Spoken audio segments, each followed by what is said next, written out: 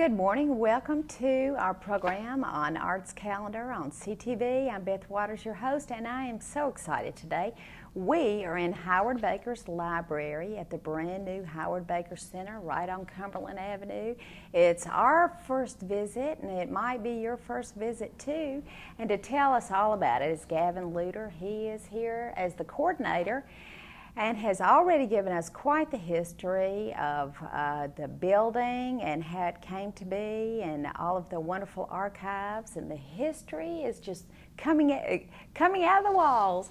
Well, Gavin, tell our audience everything that you've told me so far about the center. Yeah, the center, we started in 2003, 2004, early 2004, kind of the inception was in late 2003. And we started over at Hoskins Library, and we really started as just one office suite. And then, the idea all along was to have a facility on campus. And Senator Baker started doing fundraisers. He started talking to people about constructing this facility. And before you know it, he ended up raising $17 million and was able to break ground on this. We had Vice President Cheney at the time come and help us break the ground for the Baker Center. And, I sat in the dungeon of Hoskins Library, and then I kind of watched this place come up. We dedicated the facility on October 31st, 2008, and we had Senator Day O'Connor here to help us dedicate the facility. This really gives us an opportunity to do a lot of things that we couldn't do beforehand. Now we can have an office space for Senator Baker, as we see here. This is where we are. We also have an archives. Really, it gives us an opportunity to have a state-of-the-art archives facility that we can truly preserve with the dignity that these papers deserve, up to National Archives and Records Administration standards, temperature controlled. We can also keep and preserve photography that Senator Baker does, because it's a huge, huge hobby of his, and it's a really big passion of his, and you'll see that throughout the building. So we can do that. We also have plenty of office spaces for our faculty associates, faculty fellows that work with us on policy research. And then we have a museum, which gives us an opportunity to let people come into our facility. It's open every weekday, Monday through Friday, 9 to 4:30 p.m. And people can come in and learn a little bit about Howard Baker's life, a little bit about Tennessee politics, the history of Tennessee politics. And also learn about how government works. That's truly at the heart of the mission of the Baker Center, is to educate the public about how government works. And not just the three branches of government, but also how individuals can plug in to government. We have a lot of student outreach programs that we do here at the Baker Center, and we've also done a lot of community partnerships. We had the Girl Scouts come in. We had about 100 Girl Scouts come in and run them through the museum to find out about how public servants are also humans and how they're individuals.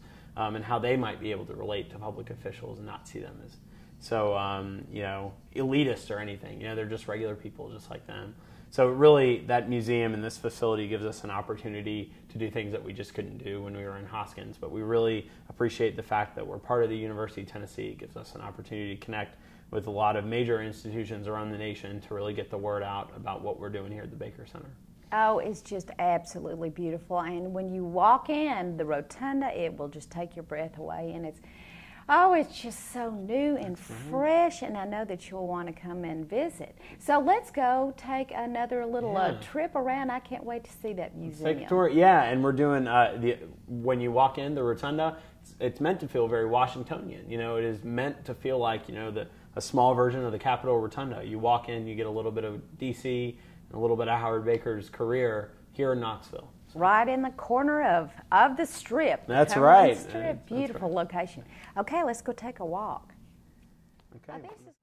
Here we are in the museum of the Howard Baker Center, and this is so fascinating and so much larger than I had imagined, but we had to pick one spot to stand in front and give you a sample of what's lying in store for you in the museum. And conveniently, we're by the media wall. That's right. Tell us, Gavin, about the part that the media played in Howard Baker's life. Yeah, absolutely. I mean, we wanted to, we educate people about how government works in this museum, kind of going along with our mission again.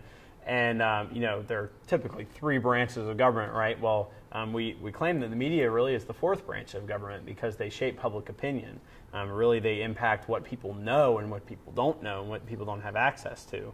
And really, Senator Baker used the media at points in his career, specifically with the Panama Canal, to shape public opinion about the positions that he was taking. I mean, we all, I don't know if we all know, but I mean, public opinion was definitely not on his side when he originally was taking his stance on the Panama Canal. A lot of people thought that we should really hold ownership of the Panama Canal, and then he used everything from Newsweek to just various press releases, just try to educate people about why, you know, we're not a colonizing nation.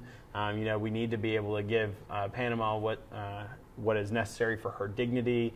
And he really used some of these really interesting phrases and got his word out through the media. That's why we think the media is important. You'll see political communications showcased throughout the museum. In fact, we have one, it's called the Give a Speech Interactive, where you literally stand up in front of a teleprompter and you can see what it's like to give a speech. We have one of Senator Baker's speeches that he gave on Senate leadership, and it was called On Herding Cats. So we can see how sometimes it is pretty difficult to lead in the Senate. So we have that, and we have, you know, we even had the little stump that we stopped on the way up here, kind of showcasing how people originally got their message out. Literally standing on a stump and talking to whoever would listen to you. So yeah, the museum, it showcases the media, but it also showcases government, also showcases how we vote, and how people can really be engaged in the political process, going on the theme of, you know, our general motto here is that people should know about what government does, and they should feel like they have a voice. Oh, I am so impressed, and you will be too when you come for a visit. And tell our audience again how easy it is to get here, and particularly the museum hours. And I think that you could probably spend 2 good hours just right in this section. Yeah, absolutely. Our museum is open Monday through Friday from 9 until 4:30 p.m. And it's really easy to get to. We're right on Cumberland Avenue. Parking is sometimes, you know, kind of a headache for people when they come to downtown, but it's available in the University Center garage, which is right there in Phil Fulmer Way. I don't know, that name of the street might be changing, who knows. But yeah, the University Center garage, and there's also some street parking and some places right across the street behind some of the off-campus bookstores that are right here. So, I mean, we really hope that people stop by, take advantage of this resource. We want people to come and visit our museum and get the word out and tell other people, and frankly give us some ideas about what we might be able to do to attract more people. We want people to feel like they have as much voice in the Baker Center because it is we're a member of the community, and we want people to play a role in that. So come on down to the Baker Center, and we really hope to see you. Well, you have been just such the great hostess, and isn't he enthusiastic about his job? Who wouldn't be? It's a beautiful place. But and Gavin mentioned too that a lot of teachers are spending some of their summertime coming and seeing what is available for them as a resource. I thought that'd be noteworthy to mention. Yeah, we're certainly hoping to see more yellow school buses, like you mentioned, come up to the Baker Center. We're hosting a few academies for 11th grade teachers and 5th grade teachers this summer, so that they can find out what resources we have. So we're working pretty closely with the Knox County Public Schools and their social studies division, so that we get the word out. And we hope to continue to get the word out. Again, if people have more ideas about how we can get the word out and how we can continue to educate people about what we do here, we want you to come down and share that with us. Thanks so much for this wonderful tour, and we'll see you at the Howard Baker Center, and we'll see you just real soon. Thank you.